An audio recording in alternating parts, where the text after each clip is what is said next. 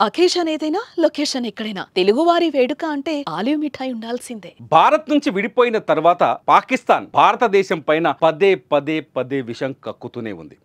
ఒకటి కాదు, రెండు కాదు. ఇప్పటికి 4 సార్లు పాకిస్తాన్ పైన భారత్ యుద్ధం చేసింది. 4 సార్లు పాకిస్తాన్ని ఓడించింది. చెతికిల్లబడ్డ పాకిస్తాన్ కాళ్ళబేరానికి వచ్చింది ప్రతిసారి. కానీ ఈసారి పాకిస్తాన్ తన దేశంలో విజయోత్సవాలు చేసుకుంటోంది. నిజంగా సిగ్గులేని పాకిస్తాన్ చరిత్ర ఏంటో ఒక్కసారి ఈ వీడియోలో చూద్దాం.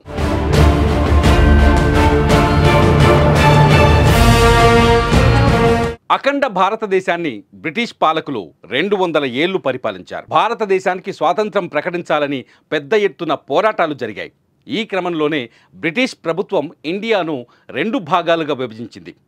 1947 ఆగస్టు 15న భారతదేశానికి స్వతంత్రాన్ని ప్రకటిస్తే 1947 ఆగస్టు 14న పాకిస్తాన్ను ప్రత్యేక దేశంగా ప్రకటించారు.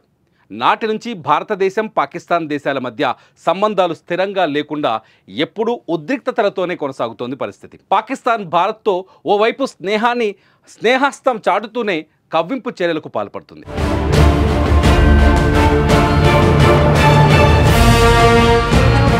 1947న భారత్తో విడిపోయిన తర్వాత పాకిస్తాన్ తూర్పు పశ్చిమ ప్రాంతాల్లో రాజకీయ, ఆర్థిక, సాంస్కృతిక వివక్ష కొనసాగింది.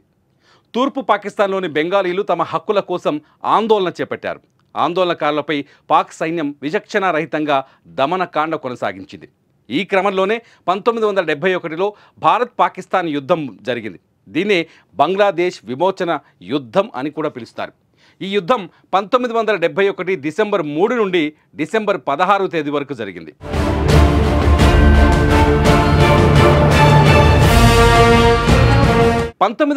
నాటి తూర్పు పాకిస్తాన్లో జరిగిన ఎన్నికల్లో షేక్ ముజీబుర్ రెహమాన్ నేతృత్వంలోని అవామీ లీగ్ గెలిచినప్పటికీ పాకిస్తాన్ ప్రభుత్వం వారికి అధికారం ఇవ్వడానికి నిరాకరించింది.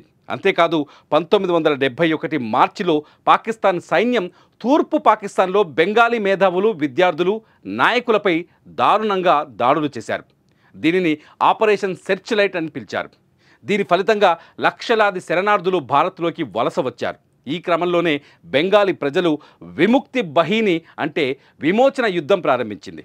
బెంగాలీలు స్వాతంత్ర్యం కోసం గెరిల్లా యుద్ధం చేశారు.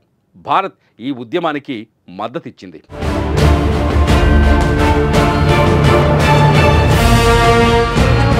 ఇలా 1971లో భారత్ పాక్ సరిహద్దు ఘర్షణలు మొదలయ్యాయి. డిసెంబర్ 3న పాకిస్తాన్ ఆపరేషన్ చెంగీజ్ ఖాన్ పేరుతో భారత్పై గగనతర దాడులు చేసింది. దీంతో యుద్ధం అధికారికంగా మొదలైంది. భారత నౌకాదళం కరాచీ నౌకాశ్రయంపై దాడి చేసింది. మరోవైపు భారత వాయుసేన తూర్పు పశ్చిమాన తమ ఆధిపత్యం చెలాయించింది. దీంతో పాక్ సైన్యం బలహీనపడింది. భారత సైన్యం మరియు ముక్తి బహిని కలిపి తూర్పు పాకిస్తాన్ అంటే ప్రస్తుత బంగ్లాదేశ్లో వేగంగా ముందుకు సాగింది.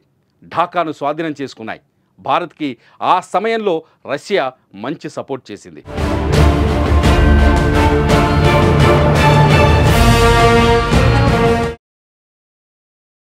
1971 డిసెంబర్ 16 నాటికి భారత్ పూర్తి స్థాయిలో తూర్పు పాకిస్తాన్పై పట్టు సాధించింది. దీంతో పాక్ సైనికాధికారి లెఫ్టినెంట్ జనరల్ ఏఏకే నియాజీ భారత సైన్యానికి లొంగిపోయాడు. ఆయనతో పాటు దాదాపు 93,000 మంది పాకిస్తాన్ సైనికులు యుద్ధ ఖైదీలుగా మారారు. ఈ లొంగుబాటుతో తూర్పు పాకిస్తాన్ స్వతంత్ర దేశంగా బంగ్లాదేశ్గా అవతరించింది.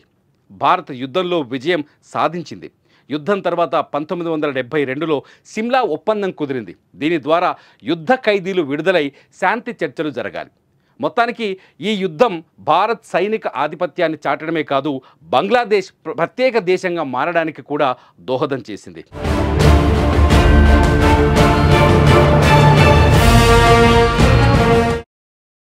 భారత్తో విడిపోయిన తర్వాత పాక్ కుట్రపూరిత దాడులు చేస్తూనే ఉంది. 1947లో జమ్మూ కాశ్మీర్ రాజ్యం భారత్లో విలీనం చేసింది.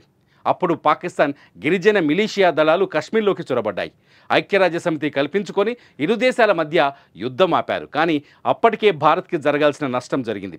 కశ్మీర్ 3/4 భాగం పాక్ ఆధీనంలోకి వెళ్ళిపోయింది. ఇదే ప్రస్తుతం పాక్ ఆక్రమిత కశ్మీర్ పీఓకేగా పిలుస్తున్నారు. 1965లో పాకిస్తాన్ ఆపరేషన్ జిబ్రాల్టర్ పేరుతో రెండోసారి యుద్ధం చేసింది. భారత సైన్యం దీన్ని కూడా సమర్థవంతంగా తిప్పికొట్టింది. తర్వాత 1999లో పాకిస్తాన్ సైన్యం ఉగ్రవాదులు కలిసి కార్గిల్లోని ఎత్తైన ప్రాంతంలోకి చొరబడ్డంతో ఈ యుద్ధం ప్రారంభమైంది. భారత్ ఆపరేషన్ విజయ్ పేరుతో పాక్కి సరైన గుణపాఠం చెప్పింది. ఇటీవల జమ్మూ కాశ్మీర్లోని ఏప్రిల్ 22న పహల్గాంలో చోటు చేసుకున్న ఉగ్రదాడికి కారణంగా భారత్ పాకిస్తాన్ యుద్ధం జరిగింది. మరోసారి భారత సైన్యం సరైన బుద్ధి చెప్పడంతో కాళ్ళ బేరానికి వచ్చింది పాకిస్తాన్. ఇలా పాకిస్తాన్ భారత్పై తరచూ ఏదో ఒక విధంగా యుద్ధానికి రావడం, భంగపడటం జరుగుతూనే ఉంది.